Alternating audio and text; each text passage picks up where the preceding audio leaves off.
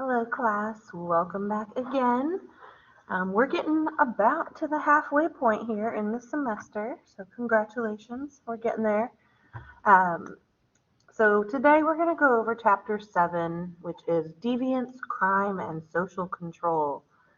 This is a very long PowerPoint, so I'm going to try to do my best to keep this lecture as condensed as possible, because I could probably go on for 5 hours or more on this topic, but I know y'all don't have that type of time. So I'll spend some extra time on definitely what you need to know for this chapter when it comes to your written assignments or your quizzes or the exam.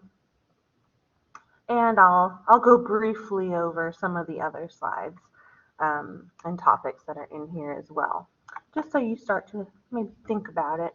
And if you ever want to talk about any of these things that I go over quickly in more detail, I'm more than happy to get together with you and talk about some of these topics a little bit more with any of you. All right, so let's get started with deviance, crime, and social control. So there's quite a few videos linked in the helpful videos section for Chapter 7. So I definitely recommend you to peruse through some of those and see if they interest you. The first link that's on that page is I think it's about 30-minute little documentary about kind of the sociological approach to deviance. And it's a really good summary of a lot of the things we're going to go over this week. So I recommend that, certainly. And now let's start with a definition, which is always a great place to start. So what is deviance? What makes someone deviant?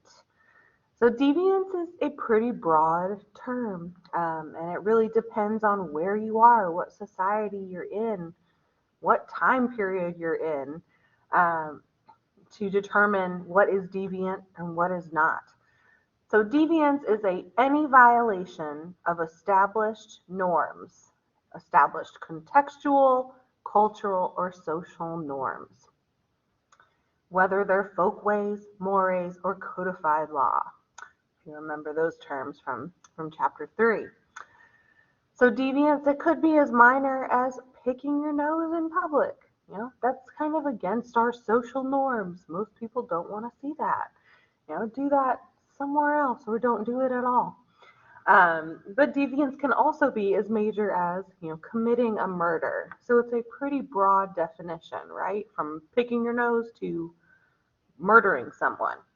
Another key thing about deviance is it does not always result in punishment. Sometime we'll get to this actually in several slides here. But just because, for instance, if you pick your nose in public, you're probably not going to get any kind of, formal punishment for that. Maybe someone will give you like the stink eye or, roll their eyes at you. But it doesn't always result in punishment. And it's not always viewed in a negative light. Things like, nonviolent protests in the 60s, for civil rights. Those were deviant acts, but many people in the country, viewed them in a positive light as, striving for something better, questioning society's norms when it came to, race in America, for instance. And, think of other like James Dean or the Fonz from Happy Days, right?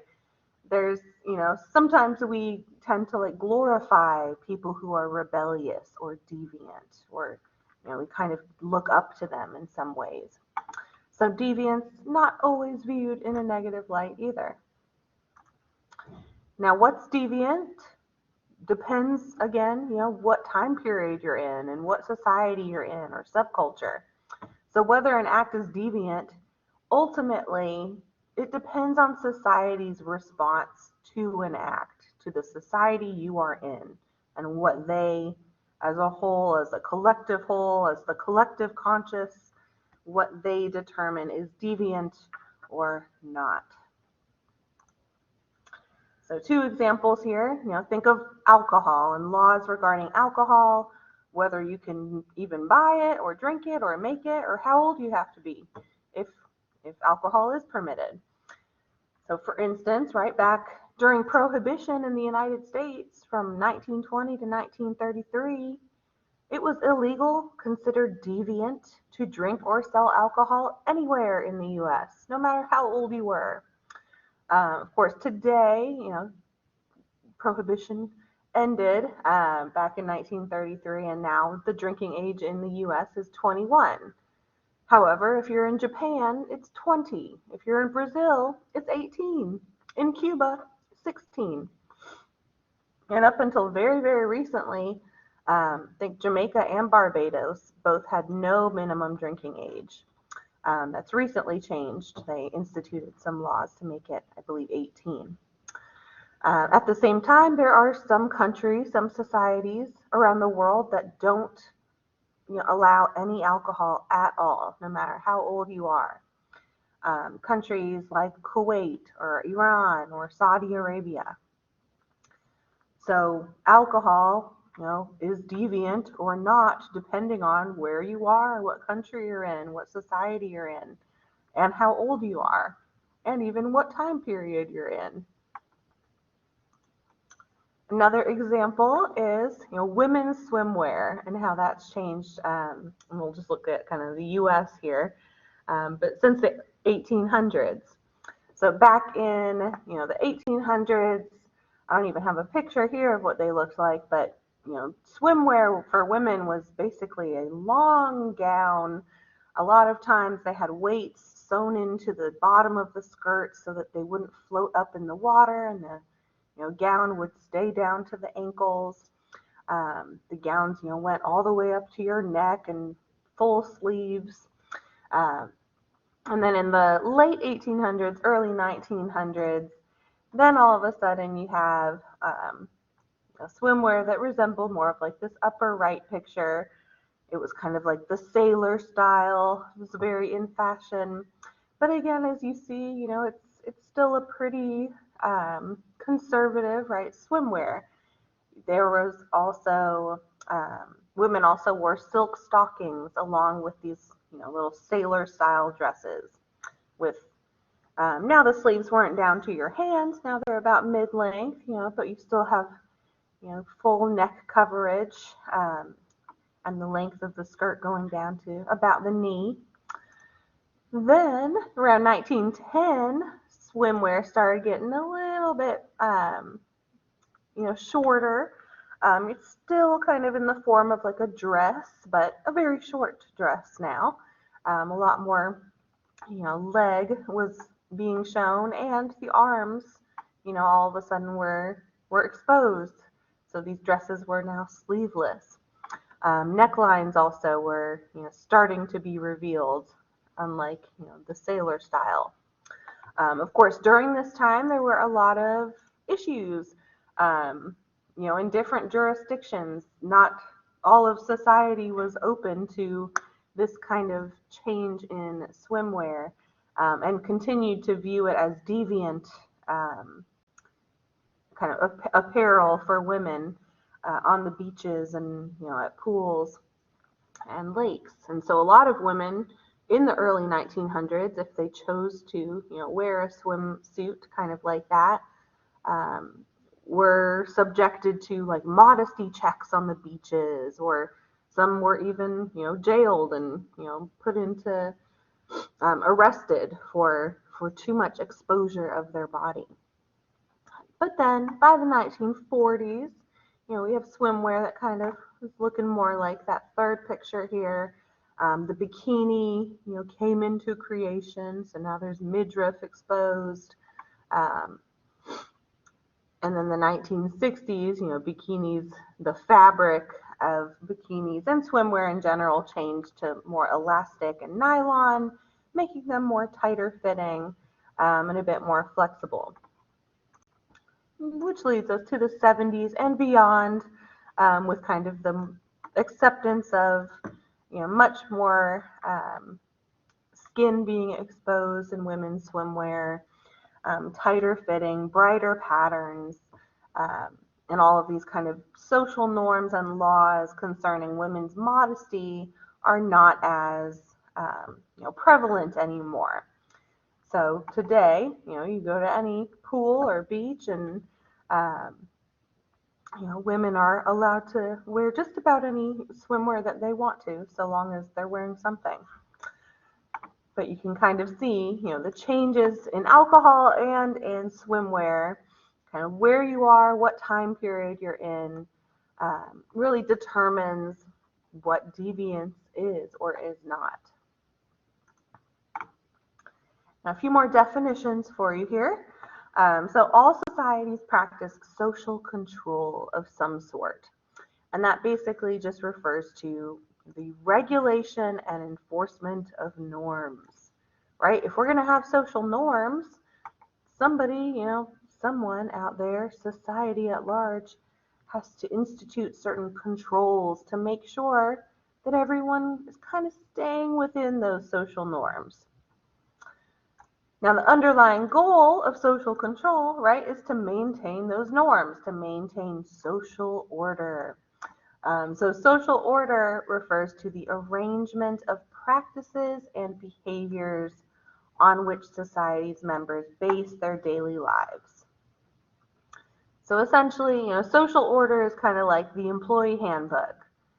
All right, your kind of list of rules and norms and how you should act, the practices and behaviors on which society is living according to.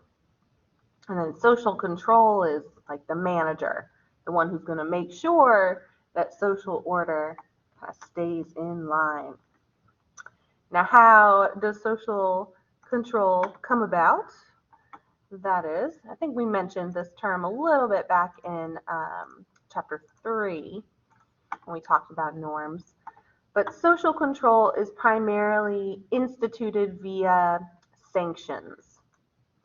So sanctions are the means of enforcing society's rules and norms. And they can be positive, negative, formal, or informal. So for example, positive sanctions are, rewards. They're, you've done something right. You're conforming to social norms. You're not being deviant. So you get a positive sanction.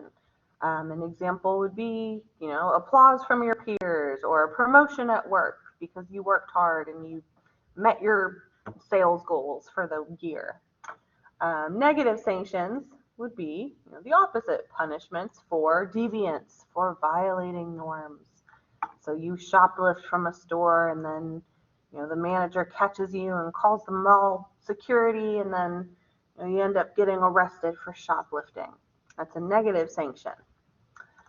Sanctions can also be formal or informal. So a formal sanction would be something like that,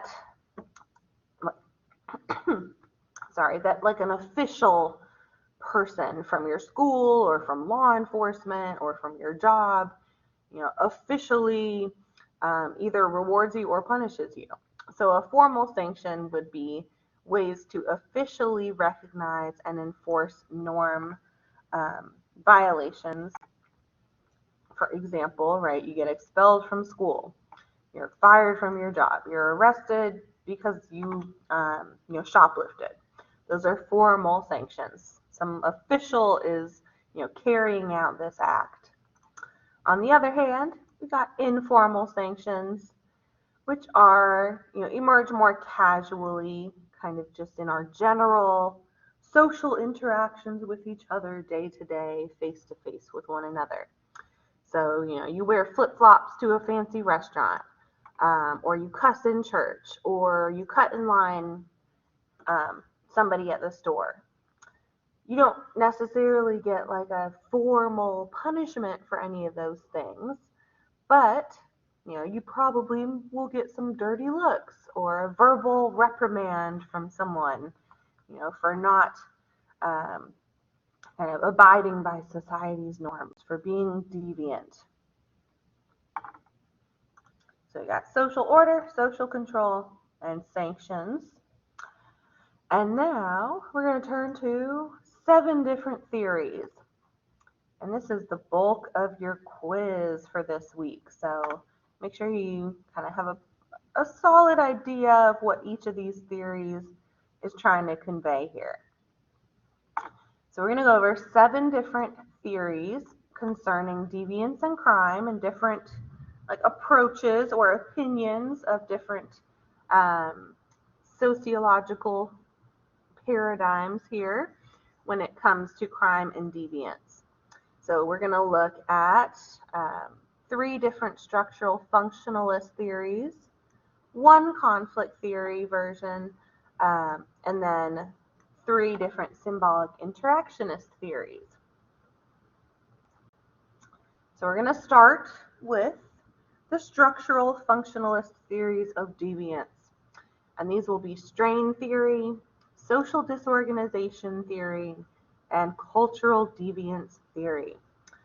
So remember the key thing for structural functionalism, remember back to chapter 1,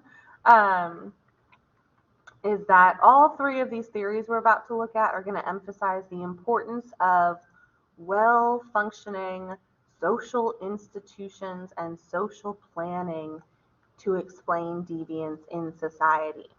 So remember, structural functionalism is the one that uses the metaphor of the human body and all of the organs, aka institutions of society, have to work in harmony for society to be well functioning. All right, so this one, all 3 of these kind of sub-theories here about deviance are going to kind of relate to that larger picture, the importance of institutions and social planning. So this first one is called strain theory. It comes to us from a sociologist named Robert Merton, and he basically says that the reason why some people are deviant is because they don't have access to the acceptable goals that society lays out for them. So basically, every society kind of lays out certain goals for members of the society, right? This is what you should strive for. However, Merton says, not all people are on kind of an equal ground when it comes to being able to achieve those goals or ideals that a society puts forth. So, for instance, right, in America or in the United States, we kind of have a goal put out for us of, attaining health, wealth, and personal happiness simply through our hard work. And most of us, from a really young age, are kind of socialized to believe that, we can all achieve this American dream simply through our hard work. However, Merton points out that not everyone ends up getting to that goal, that American dream, the white picket fence, right? A large savings account, building wealth for your family. We'll talk more about that next week. But right, sometimes there's other barriers in life that lead, certain people not to have the means to achieve the goals that society sets forward for us.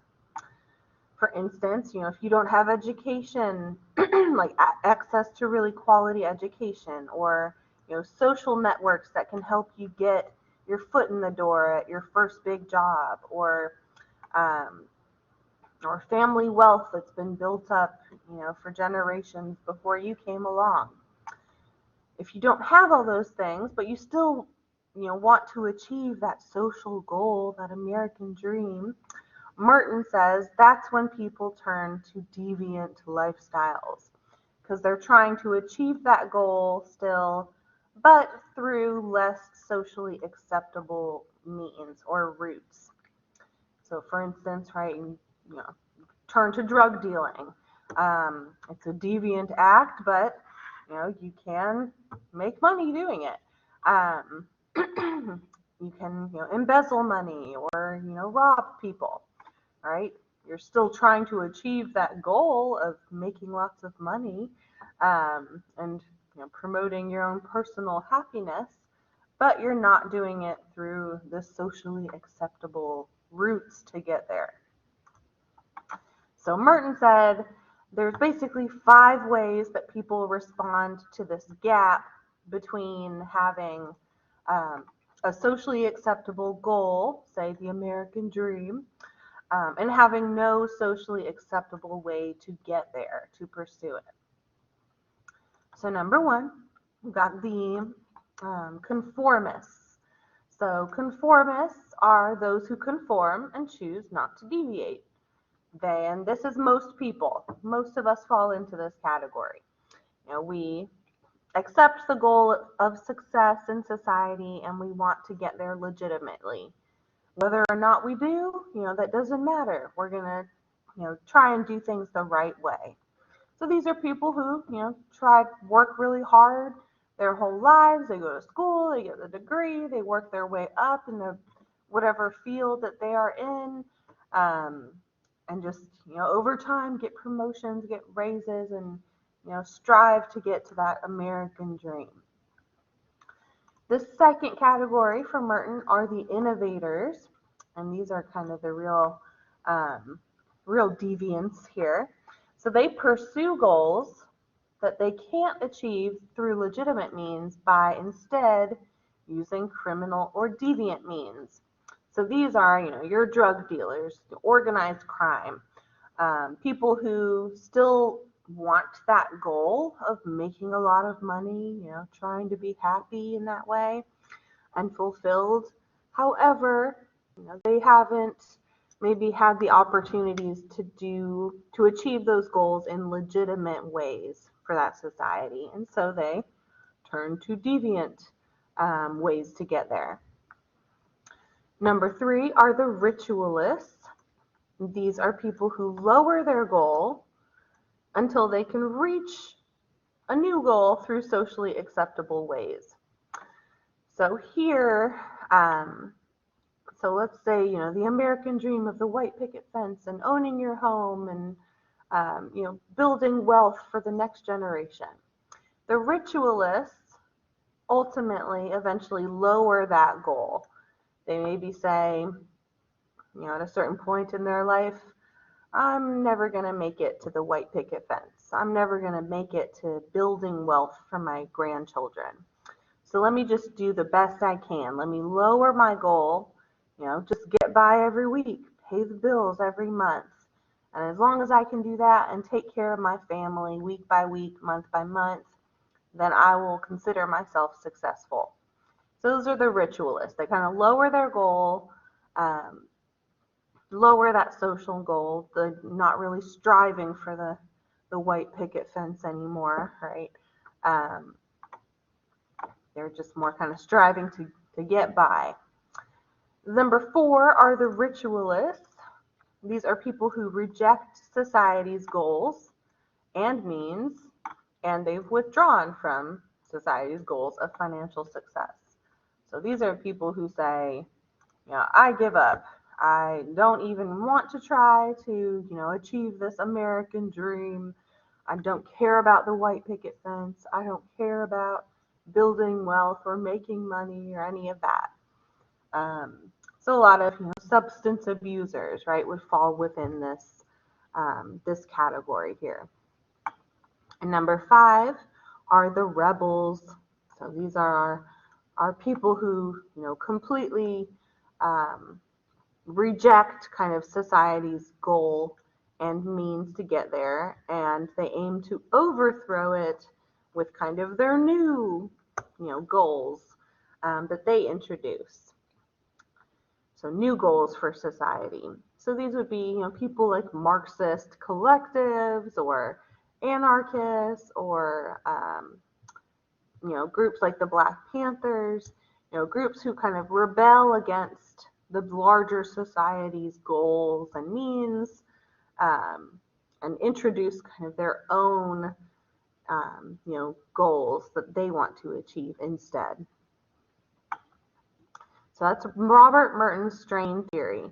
Basically, society sets forth these goals for us, these ideals that we need, that we are, told that we should all achieve. However, not everyone's on equal grounding when it comes to getting to those goals. And so he says there's kind of these 5 different ways that people like negotiate with that difference or that gap. All right. So that's the basics for Robert Merton's strain theory. There's a little chart here that walks you through a little bit more if you need a little more help with that. All right, number 2, our second structural functionalist theory is social disorganization theory. So this theory is much more about, the social environment that we live in and how that affects communities and societies. So crime, they would argue, is more likely to occur in communities with weak social ties and the absence of social control. So for instance, if you're in a city or a town where there's not a large police presence, where there's a bunch of street crime, where the local schools are just, falling apart and inadequate and understaffed, and there's no local industry or good jobs to be found for people in the town, that creates this environment of social disorganization, where like all of these institutions of society, law enforcement, our education system, our, jobs, job availability, industry is all lacking in these specific social environments. And so it's almost, a given for this theory that crime is going to be a result. People are going to turn to deviant lifestyles because the institutions in their local environment are not providing opportunities, to move up, to do things in a socially acceptable way. So, broad social factors like poverty, crime, violence, drug use, kind of this environment of social disorganization, they would argue breeds, deviance, creates deviance and perpetuates it. So I have a little video kind of inspired by this theory in chapter 7, the helpful video section. But this is about kind of a community activist in Lakewood Heights, right outside of Atlanta. And Lakewood Heights was used to be a really thriving neighborhood back in, the 60s. There was a big GM plant there. There were lots of jobs, lots of families.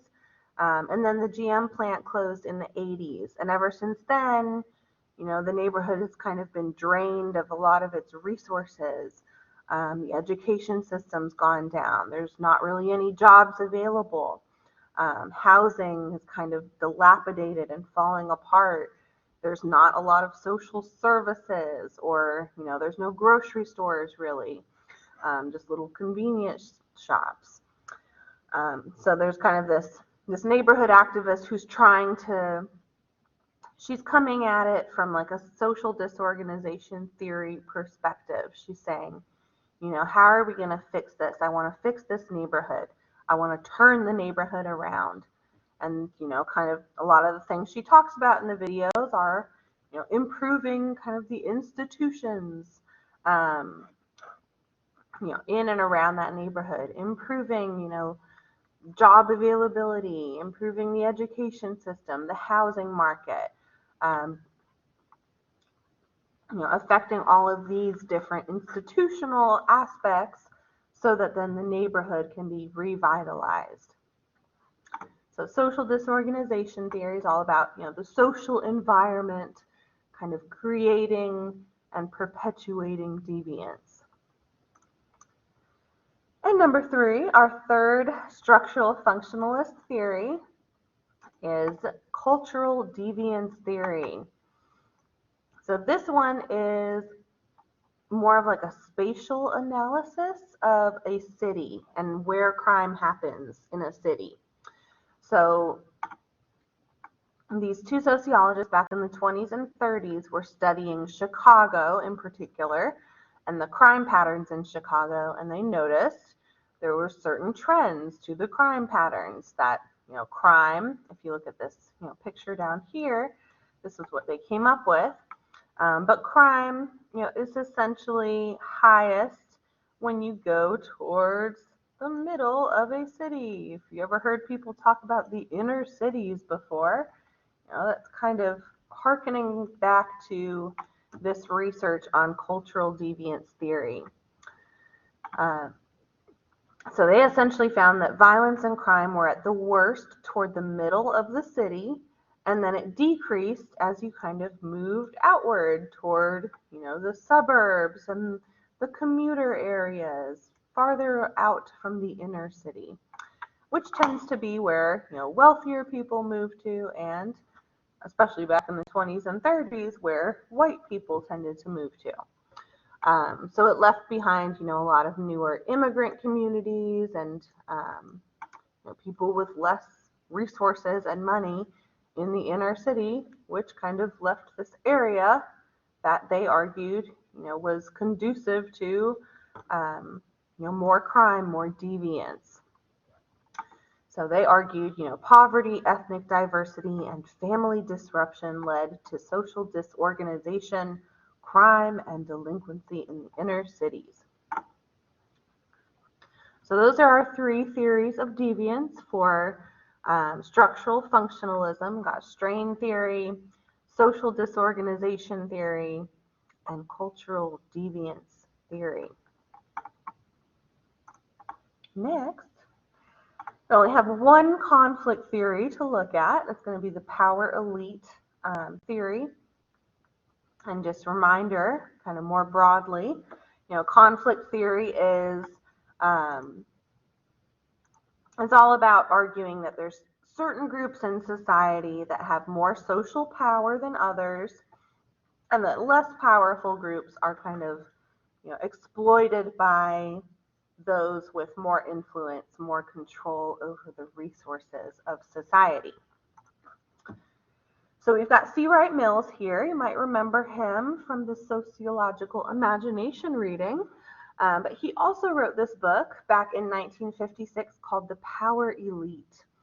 And he argued that, there's basically a small group of people, wealthy and influential people at the top of society, the elite. And it's generally, your top leaders in politics, in the military, and in business. And those people hold all of the power and resources to make all of the laws and rules that govern our society, and that they tend to do that in their own favor. So they make laws that benefit them and tend to hurt people who are less wealthy and less influential.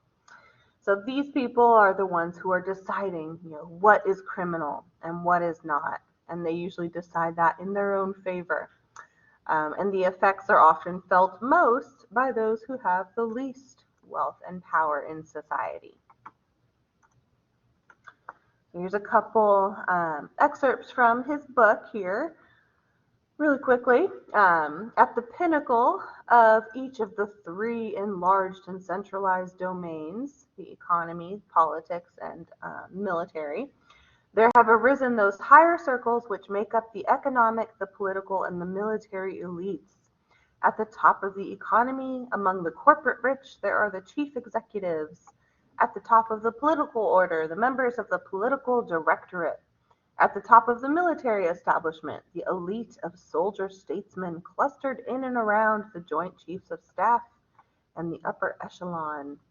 As each of these domains has coincided with the others, as decisions tend to become total in their consequence, the leading men in each of the three domains of power, the warlords, the corporation chieftains, the political directorate, tend to come together to form the power elite of America. And over here, the people of the higher circles may also be conceived as members of the top social stratum, as a set of groups whose members know one another, see one another socially and at business, and so, in making decisions, take one another into account. The elite, according to this conception, feel themselves to be and are felt by others to be the inner circle of the upper social classes. They form a more or less compact social and psychological entity. They have become self-conscious members of a social class. People are either accepted into this class or they are not, and there is a qualitative split rather than merely a numerical scale, separating them from those who are not elite. They are more or less aware of themselves as a social class, and they behave toward one another differently from the way they do toward members of other classes. They accept one another, understand one another, marry one another, tend to work and to think, if not together, at least alike. That's a little excerpt for him. And now just a quick example, maybe to illustrate, kind of a conflict theory approach to crime in America. You might have heard of this before, but back in the 80s in the U.S., there was I don't know if you ever heard of like the DARE campaign against drugs, that kind of arose during this time period. So back in the 80s, there was like a big controversy particularly about crack in the United States, the use of crack. However, if you've ever seen, any movie based in the 80s, you've seen Wolf of Wall Street, or Casino, or a lot of those mob movies based in the 80s, you'll know that cocaine was also a big drug during the 80s, along with crack. Now, the big difference between these two drugs, they're essentially the same substance, but they're a different form of it. So cocaine is like a powder form, and the more important thing here is that it's more popular with wealthy people and particularly white people. Whereas crack, same drug, different form, was smoked in a solid form, and it was more accessible and affordable to people in lower income areas and minority populations. Now, what kind of illustrates conflict theory here is when it comes to the different penalties for possession of these two drugs back in the 80s. So the penalty for possessing crack was much, much worse than possessing cocaine. And even though they were very much the same substance, the disparity in the prison sentencing that was going on seemed to have a bit of like a racial or class element to it, because the penalties for cocaine, which tended to be used by wealthier, whiter people, were not that harsh. So, for instance, back in 1986, the punishment for 50 grams of crack, which was used more by, poorer people, minority populations, 50 grams of crack was a 10-year prison sentence.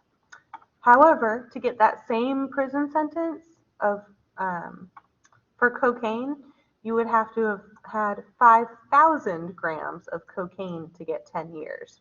So that's a sentencing disparity of 1 to 100. And there was really no scientific explanation for why crack would be so much worse and deserve such a much more harsh penalty. And so there was a lot of critique put into kind of these different sentences for these two drugs, arguing that, the laws had been written to kind of benefit wealthier, whiter people who tended to use cocaine much more than crack, and that the laws kind of disproportionately, punished less wealthy, non-white people who tended to use, crack much more often than cocaine. So that sentencing disparity, 1 to 100, was pretty drastic. So I have a little video also in Chapter 7, the helpful video section, that talks a lot more about that. So if that sounds interesting to you, go check that out. Next, let's roll along here. We've got the symbolic interactionist theories of deviance. So we've got 3 more to go here. All right, so we're going to look at labeling theory, differential association theory, and control theory. But quick reminder, okay, going back to what is symbolic interactionism, Chapter 1, these approaches here that we're going to look at emphasize the importance of interpersonal communication, relationships, social ties, and interpretation. So all 3 of them are going to kind of, emphasize that in their own different way.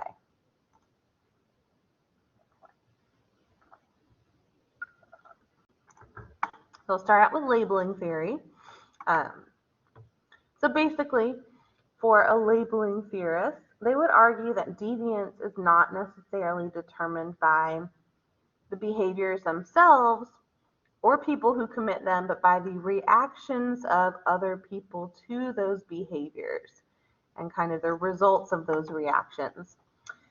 So if, for instance, at a young age, if enough people, if the teacher, if the principal, if the classmates, if their parents start to label a child as a bad kid, and consistently tell them they're no good, they're a misbehavior, they're never going to get along in society, they're just a bad seed.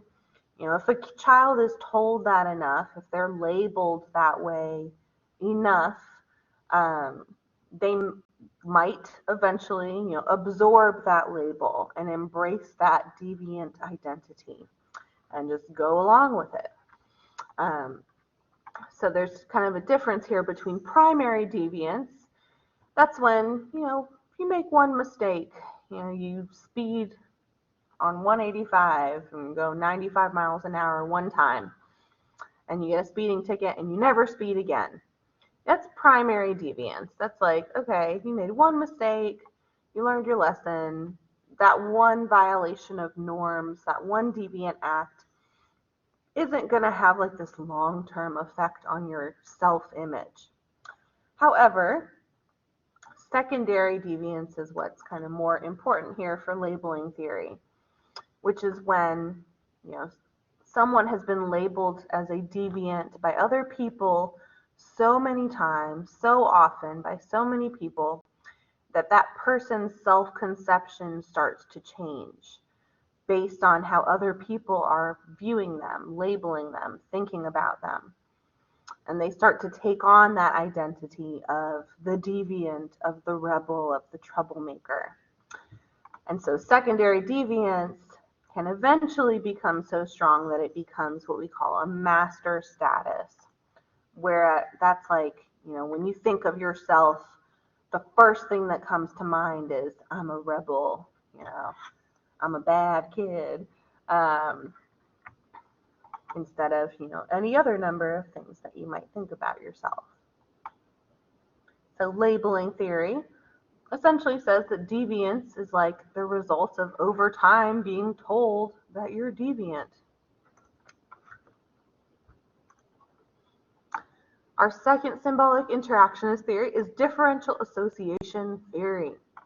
So this one is all about, we learn deviance from the people who are around us, who are close to us, our friends and our family, our neighbors, people who are there around us often enough, especially as we're growing up, that they kind of provide models of and opportunities for deviance. So here, deviance isn't necessarily like a personal choice. It's like a result of our socialization and association with the people around us that we may not even have a choice of being around, like our parents or brothers and sisters or cousins or neighbors.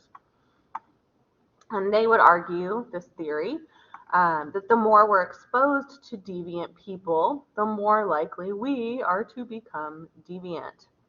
So this theory often is pointed to when we look at statistics about multi-generational crime, which basically means, children of people who have been convicted of or involved in, deviant activity, criminal activity, tend to also, choose deviant lifestyles for themselves, or, to take part in criminal behavior. One more theory here. All right, last one is control theory. So control theory comes to us from a sociologist named Travis Hershey, and he wrote this book, Causes of Delinquency. And he argued that basically people become deviant because they feel disconnected from society. If you feel disconnected from society, you don't have that social control that's needed to keep you in line with the social order. So individuals who feel they're part of a society are unlikely to be deviant. And he said there's 4 different types of social bonds that connect people to society and deter deviance.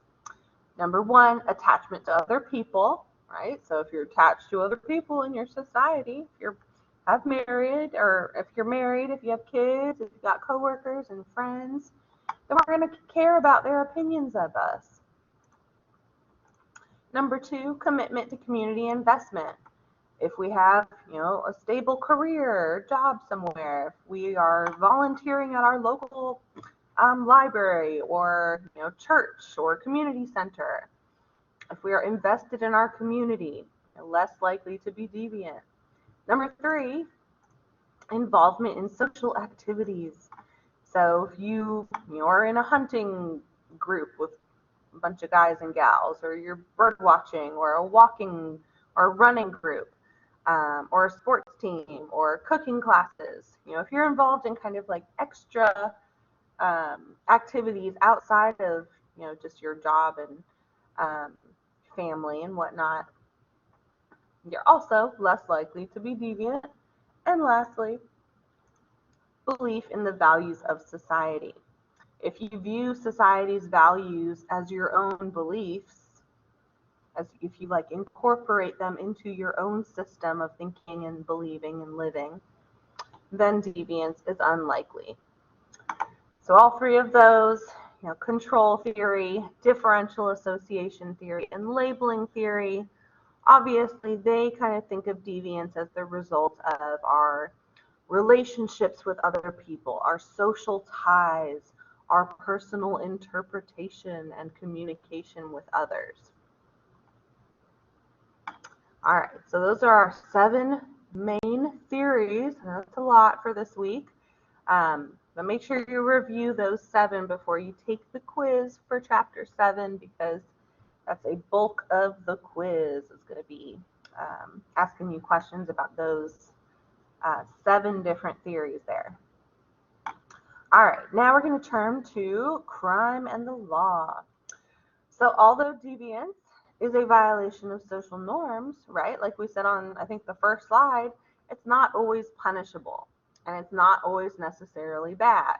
You can walk backwards to class, that's deviant. You could pick your nose in public, that's deviant, but you might not get punished for it. However, other forms of deviance, like driving while drunk, would be qualified as a crime, and crimes are punishable. So now we're going to start looking at, the forms of deviance that are qualified as crimes. So crime is a behavior that violates official law.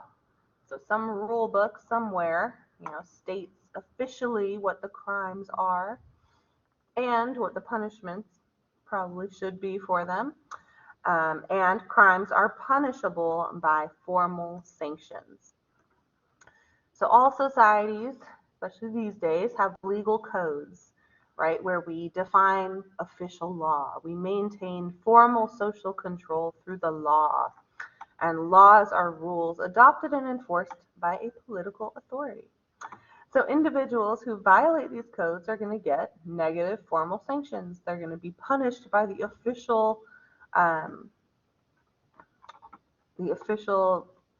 well, we'll get to it, but the court system, they'll be convicted by a jury and sentenced by a judge, and then that sentence is kind of their negative formal sanction for the crime they've committed.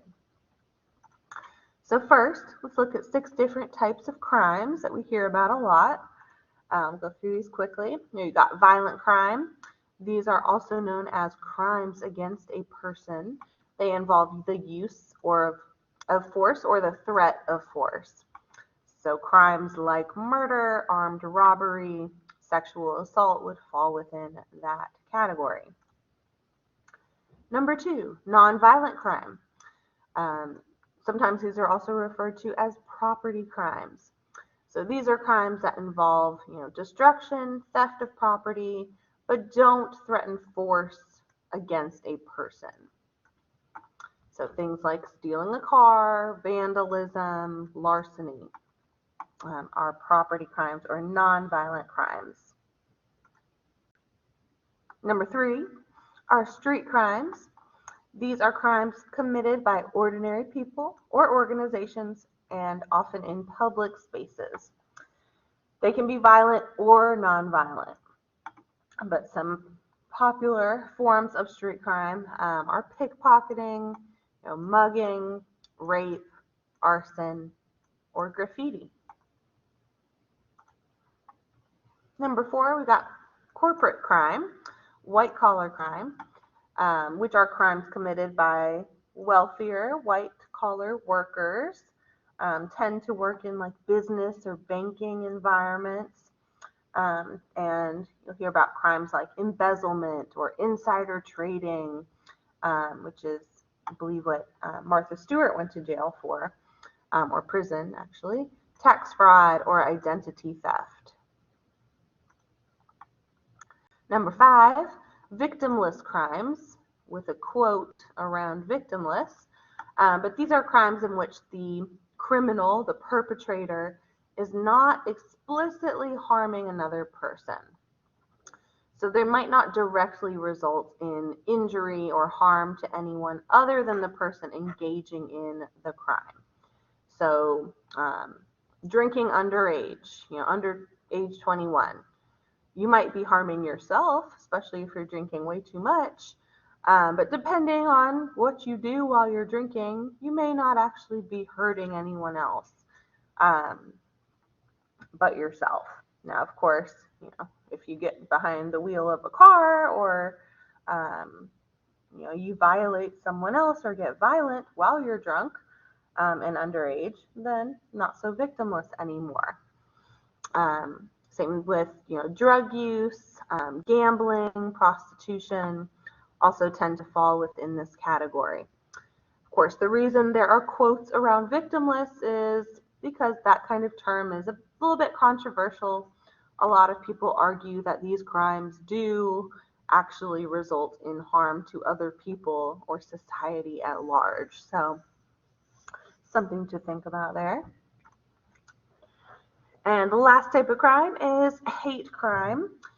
These crimes are often violent and motivated by prejudice against someone based on their race, their religion, sexuality, gender, nationality, anything having to do with like their identity.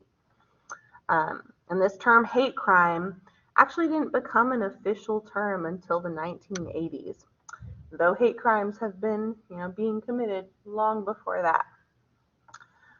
Some examples, crimes against LGBTQ people in our country. A very notable one happened back in 1998 with Matthew Shepard in Wyoming. The KKK, other white supremacy groups.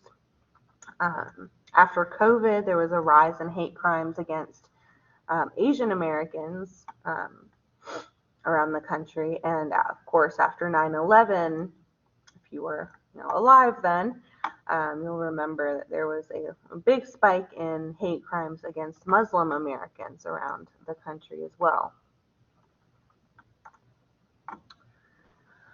All right, so this is a jam-packed chapter, y'all. Next, we're going to turn to crime statistics. So how do we even know like what the crime rates are in our country? A lot of that information comes to us from these two data sources or databases, which are the Uniform Crime Report and the National Crime Victimization Survey. So the UCR is the Uniform Crime Report, and that comes to us from the FBI. And the FBI has been putting this data together since 1930, every year, an annual kind of database of kind of what's going on in the country, in terms of different crime rates. So they go around, well, they don't go around, they request information from over 17,000 law enforcement agencies. And those law enforcement agencies all around the country, report back to the FBI with their crime rates of their jurisdiction from that previous year. Now, some drawbacks to the UCR is that, number one, a lot of crimes don't go reported to law enforcement agencies or the police, oftentimes because victims are afraid or unwilling to report certain crimes. So those crimes, we don't know about in the UCR. And also, police departments kind of all have their own procedures and rules for collecting information about crimes. There's not one like standard practice for collecting crime information. So when you're requesting information from like 17,000 different police agencies, and there's no standard procedure for collecting that information, oftentimes they can end up just getting like this jumble of all this information, and then the FBI has to sit down and try and make sense of all of it. So there's a lot of variation in the way that data is collected across the country. Now, the other source of information we have when it comes to national crime rates is the NCVS, or the National Crime Victimization Survey. And this is collected by the U.S. Bureau of Justice, and they started doing this in 1973. But the big difference here is this is not information from law enforcement agencies. This is a self-report survey. So the Bureau of Justice will contact about 135,000 people and get responses to a questionnaire, a survey, either on paper or through a phone interview. And that's how they, then kind of determine the crime rates in the country through kind of this random survey of Americans every year. Now, the drawbacks here are, number one, non-response. Somebody doesn't pick up the phone, somebody doesn't answer the questionnaire, or they fail to answer all of the questions. Number two, inability to contact important demographics. What about, I can't, with this kind of survey, it's really hard to contact homeless people, right? Because you need a mailing address or a phone number. So we're not going to really learn about like how are homeless people being victimized in the country, and what crimes that they're subjected to.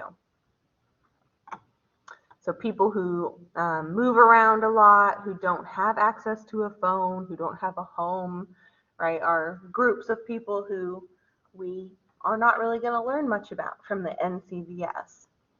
And then three, victims. A lot of victims may not accurately remember what happened to them, or they might not remember it at all. It's really famous in a lot of crime cases, that people can remember events differently. And so there's kind of this question of, is this accurate, coming into the picture as well. So our two main crime sources, crime statistic sources, the UCR, the Uniform Crime Report, and the National Crime Victimization Survey. Now let's look at what's going on in terms of crime statistics in the U.S.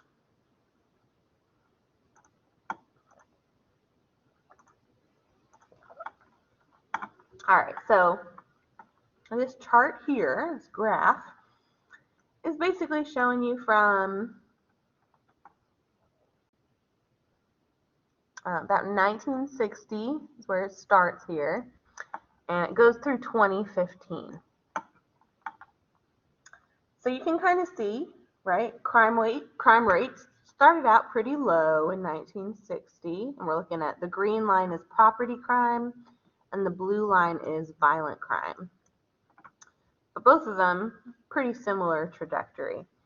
But you see, from 1960 all the way to about right here, late 1980s, early 1990s, crime rates kind of slowly just went up and up, and then there was a big peak kind of in the early 90s. And then after that, crime rates have really fallen pretty gradually ever since the early 90s. So that's kind of a general trend across the United States in terms of crime. And in particular, violent crime dropped by 1/3 between 1999 and 2018. Now, in September 2021, the FBI released a report stating that for the first time in 4 years, the estimated number of violent crimes in the nation increased when compared with the previous year's statistics. And I've got the link there if you ever want to look it over yourself. But basically, they're referring to like between 2019 and 2020, there was a 5.6 increase in rates of violent crime. And that was really kind of notable because, as you saw on the last slide, there's been kind of a nice little downward trend. Now, some forms of violent crime dropped, like armed robbery and rape, but other forms increased dramatically. Aggravated assaults rose by 12.1%, and listen to this one, murder and non-negligent manslaughter rose by 29.4% in 1 year. So the murder rate, non-negligent manslaughter rate rose by 29.4% between 2019 and 2020. However, with that in mind, so there was a rise, right, between 2019 and 2020. But let's keep things in perspective because that slope from the last slide is still pretty much true, though. We're still in a downward trend as long as things, kind of come back to the downward trend in these following years after 2020. So the crime rate, for instance, in 2020, violent crime rate was 387.8 out of every 100,000 people. But still, look back at 1990s violent crime rate was 729.6 offenses out of every 100,000 people. So even though the violent crime rate went quite a ways up in 2020, still about half of the violent crime rate that we had in 1990. So that downward trend is still in effect. However, it is still alarming to see, certainly that high spike in murder rates just in 1 year. Now, on the other hand, property crimes dropped significantly between 2019 and 2020, declining by 8.1%. There's the link there for you. Now, burglaries and larceny thefts dropped dramatically, but there was one exception.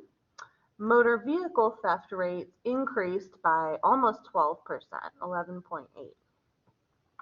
Again, though, like I said on the last slide, keep things in perspective with that.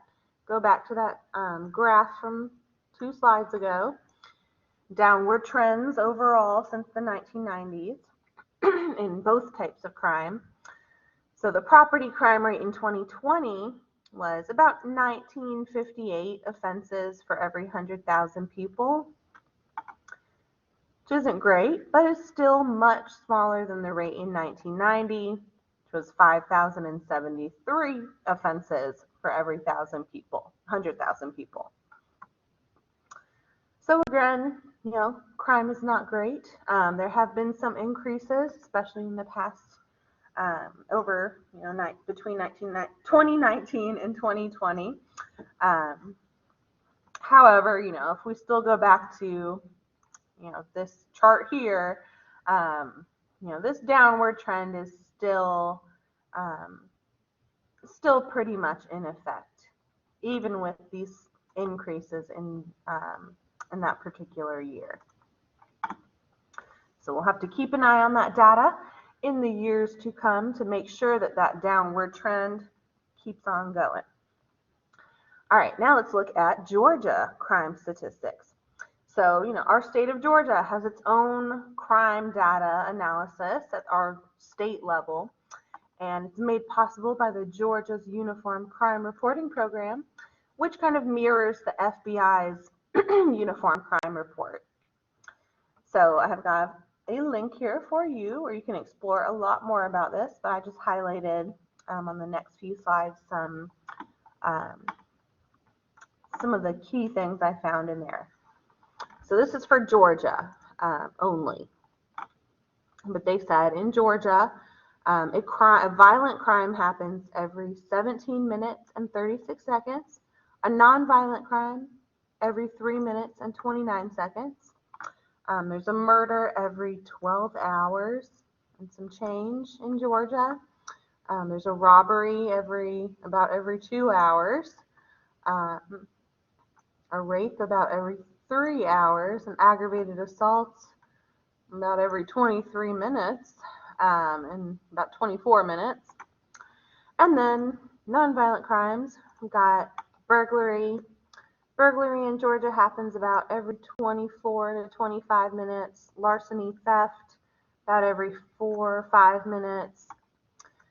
Arson, about 13 hours. Motor vehicle theft, every 30 minutes and 16 seconds. And then, human trafficking for commercial sex acts happens about every 2 days, one case every 2 days. And human trafficking for involuntary servitude happens about every 11 days in Georgia. So some pretty striking stats there. Then here, we've got general trends in Georgia.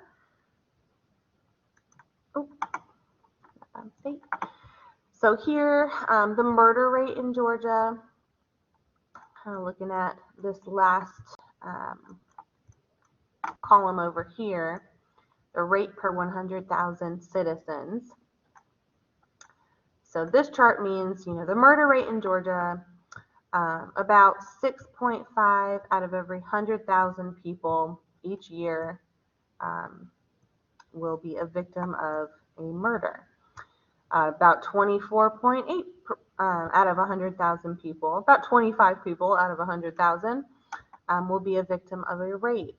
About 42 out of 100,000 will be a victim of a robbery. 206, 208 out of 100,000 aggravated assault.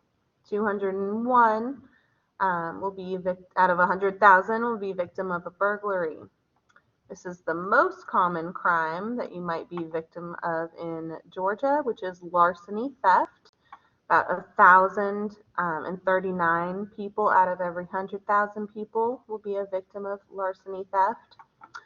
About 163 will be a victim of motor vehicle theft. Arson, 6.3.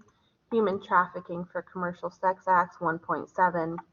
And 0.3 for involuntary servitude. To give you a little idea of which crimes are the most prevalent in Georgia, right? Which obviously are going to be larceny, theft, and then followed by aggravated assault, burglary, and motor vehicle theft. And last little snippet here from Georgia, and Columbus, Georgia in particular. So you can look for your county here, but I'm going to go with Muskogee since that's where CTC is located. But right, so Muskogee County has a population of almost 196,000. And in 2020, there were 10 reported murders, 16 reported rapes, 53 reported robberies, 184 aggravated assaults, 162 burglaries, 948 larceny theft, 158 motor vehicle theft, 1 arson, 13 cases of human trafficking for commercial sex acts, 0 for involuntary servitude. So again, just like in the state overall, in Muskogee County and in Georgia, or in Columbus overall as well, the crimes that we are most likely to be a victim of, or that are most prevalent in our area, are larceny, theft, and then followed by aggravated assault, burglary, and motor vehicle theft. All right, that was a little look at crime in our country in Georgia and recent trends here. And now we're going to finish up kind of looking at more broadly like the U.S. criminal justice system and some issues that come up with it. So first, hopefully a lot of what I'm going to go over next is a little bit of a review. So the criminal justice system is basically the organization that exists to enforce our legal codes in our country and our formal sanctions, right? So these are the 3 branches within the criminal justice system. We've got the police, the courts, and the corrections system. So our police forces, they're a civil force. That means, civilians in charge of enforcing laws and public order at different levels, community, state, and federal level. There's no unified national police in our country. So there's a lot of different, departments and bureaus of different police forces. We've got federal police officers, people like the folks at the FBI, the ATF, Alcohol, Tobacco, and Firearms, DHS, Department of Homeland Security. And these officers operate within, government agencies, and they only deal with matters that, have to do with their particular agency. There's also, if you've ever driven on Georgia highways, there's state troopers, state police officers, and they have the authority to enforce state laws. And then our local police, our Columbus Police Department, our county police only have authority within, their jurisdiction, whatever county or, city they work for. Now, nationwide, some police stats here. About 87.4% of officers are male, about 12.6% are female. There's more than 800,000 full-time law enforcement officers currently in the country. That's more than ever before. And there's an average of 176 officers who die in the line of duty across the country every year. Nationally, there's about 2.8 officers for every 1,000 people. And then when we look at, racial demographics of police officers across the country, about 67% of police officers are white, about 12% are more black, and 12% are Hispanic, with 2% who are Asian American, and 0.09% are Native American.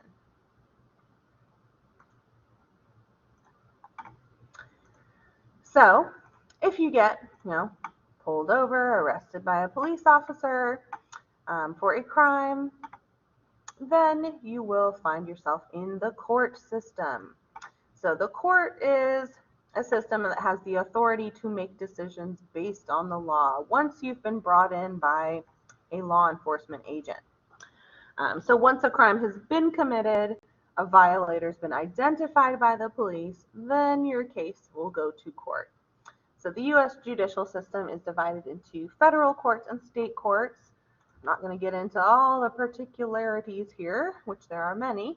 But basically, we've got our federal courts, like the U.S. Supreme Court. It's kind of the highest in the land, which deals with matters that are more pertinent to national law. Things like international trade disputes, or cross-state trade disputes, or military justice, or different lawsuits brought against governments. And judges who preside over the federal courts are appointed by the U.S. President and confirmed by the U.S. Congress. And they serve for life. All right. We also have state courts, which we as regular old people are much more likely to encounter than federal courts. So state courts vary in their structure. It really depends what state you're in. Every state kind of has their own organization for their court system. But by and large, there's kind of 3 levels to state courts. So you start out, in trial court, traffic court. If you ever had a speeding ticket and you fought it, that's where you went. Or small claims court. Appellate courts is where, if you don't like the decision made in a trial court, you can go to appellate court and try and have it heard again, try and get your way. And then if you don't like the decision in an appellate court, you can try and take it to the state Supreme Court, which is kind of within the state, the highest level you can go.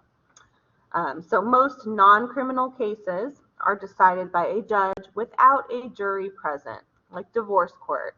If you ever watched Judge Judy, right, there's no jury in Judge Judy. It's, the verdict is up to Judge Judy. She'll tell you what she thinks. And she will make her ruling based on that without a jury present. However, most cases that involve, an actual crime, a burglary, a murder, are going to be decided with a judge and a jury present.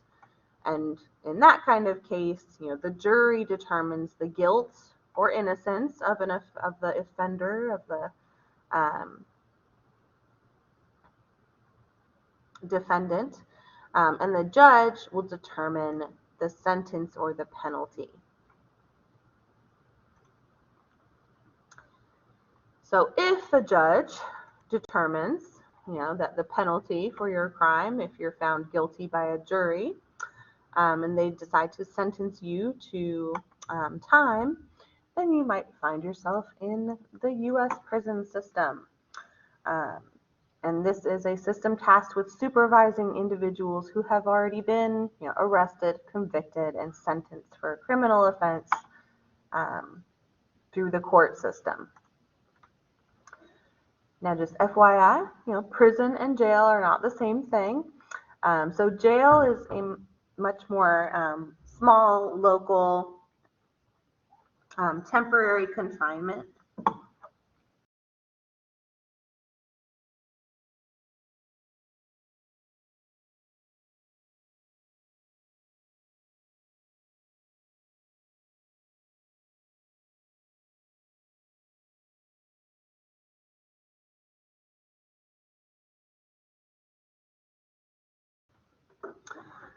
Sorry about that.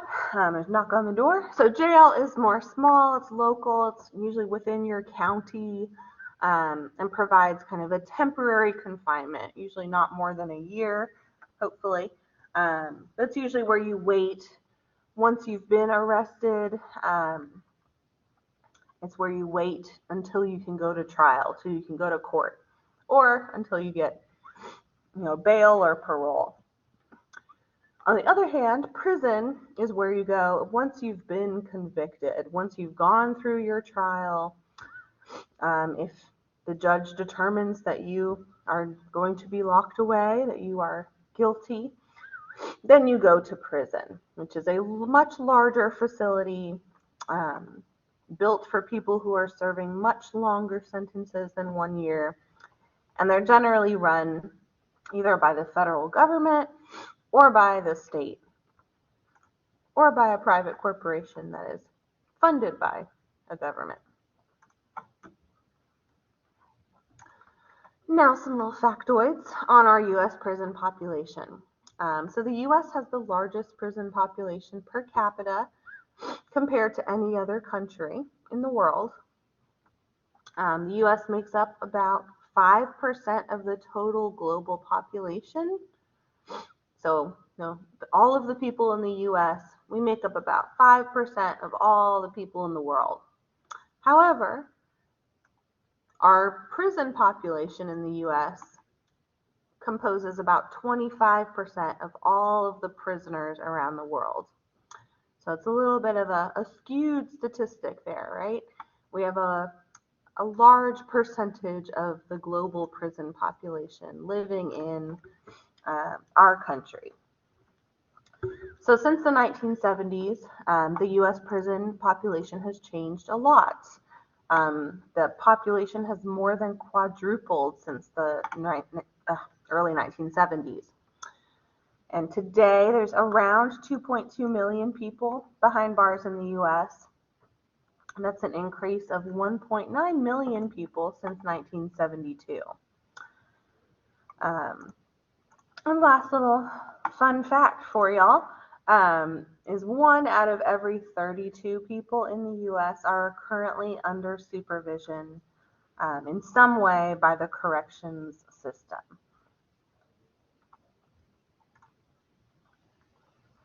Now, our jails and prisons, who is finding themselves in our jails and prisons? Primarily, they're filled with our poor and our minorities, at least in disproportionate numbers. So about 57% of incarcerated men and 72% of incarcerated women had incomes below $22,500 before they were locked away.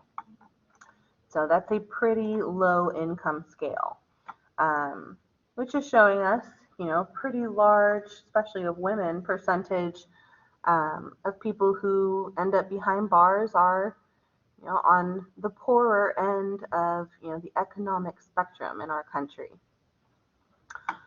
Furthermore, Black people make up about 40% of America's incarcerated population. Compare that to the fact that, Black Americans only make up about 14% of our U.S. population. However, they're making up 40% of the, prison or incarcerated population. So, essentially, Black Americans are about 5 times as likely as white Americans to end up behind bars during their lifetime. Of course, race and class do matter.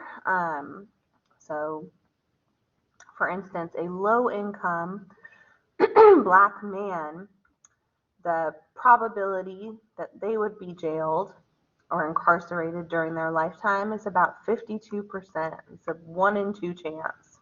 However, bringing race and class into the equation, an upper income Black man, the probability that he would be incarcerated at some point in his life would only be 14%. So certainly, race plays a factor, but income, right, and your economic class level also can determine, your probability of whether or not you end up behind bars at some point.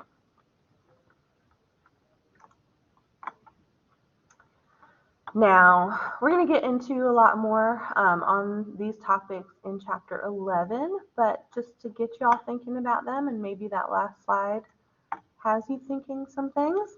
The last couple slides. So these last few slides, I just have some recommendations if you're interested in kind of this topic of inequality in the justice system. I recommend, looking over. There's a link on the next slide and some videos posted in Chapter 7, which go a little bit further into a lot of these topics, which are very relevant, especially in the past 12, 15 years. So first, this slide, I have a link to the Sentencing Project organization. And there's a video also in Chapter 7 about what they do and their purpose. But this is just a quote from their website. The Sentencing Project is a leader in changing the way Americans think about crime and punishment. Their mission is, the Sentencing Project advocates for effective and humane responses to crime that minimize imprisonment, criminalization of youth and adults by promoting racial, ethnic, economic, and gender justice. So they envision the full inclusion in society of people with criminal records and an end to extreme punishments. And their aim is to center leadership voices' vision and experience of those directly affected by mass incarceration to make the rationale for systemic change vivid, credible, and compelling.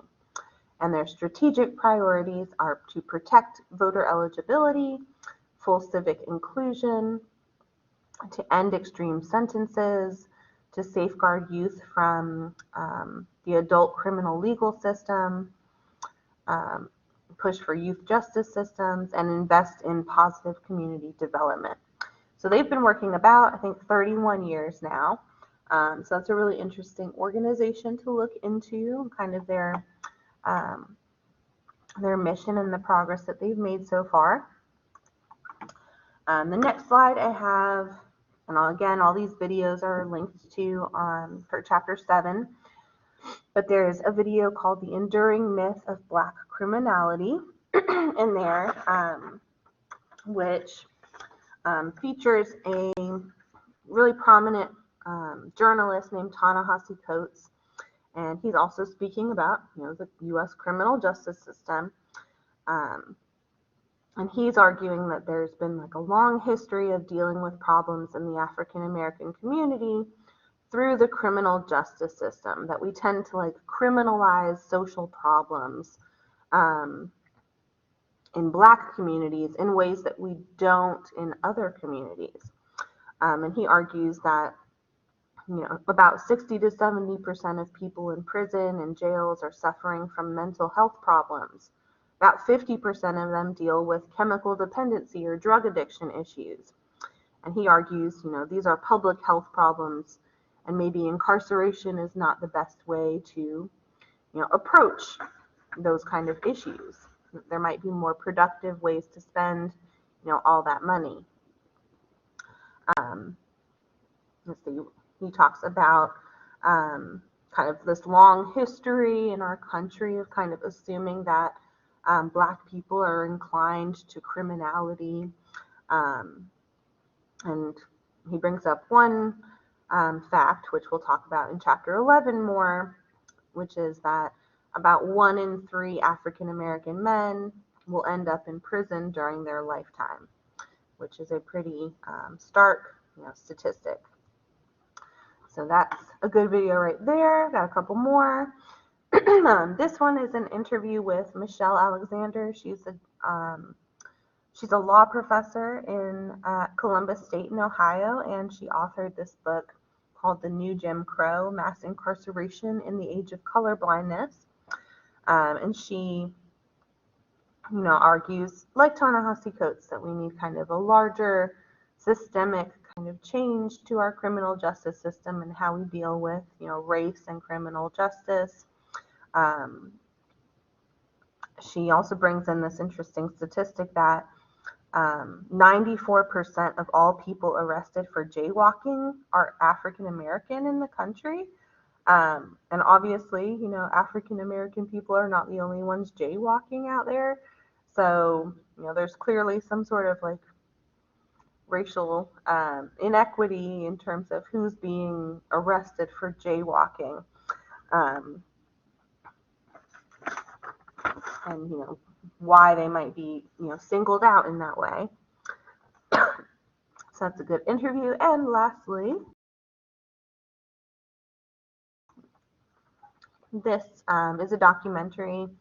They actually put the whole thing on YouTube for free, or if you have Netflix, you can watch it. It's called 13th, but it's based on the 13th Amendment of our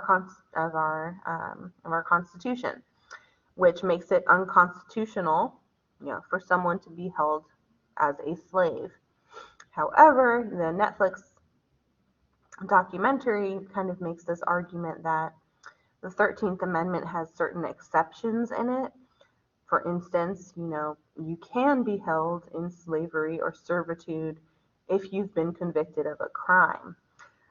So this documentary kind of makes this argument that after the 13th Amendment passed, there was this transition that occurred in the U.S. criminal justice system, which started to kind of systematically criminalize blacks in America. Because if they were criminalized, if they were defined as criminals, then they could be legally still held in servitude according to the 13th Amendment. It also, goes into like all sorts of things about, our prison system, how states are required to keep our prisons filled. It talks about the monetization of the prison system and how a lot of corporations are running our prisons now, and private companies, and maybe what that means if things should be like that. And then it also makes this argument that there are more Black Americans in prison today than there were slaves in the 1850s, which is also a pretty stark fact. So there's a lot of good content in these last few slides, and if you go to the video section in chapter 7, if you are passionate about these issues of inequalities in our criminal justice system, I highly recommend taking a look at some or all of those resources. All right, well, that brings us to the end. I hope this wasn't too long. I know there's a lot in this chapter.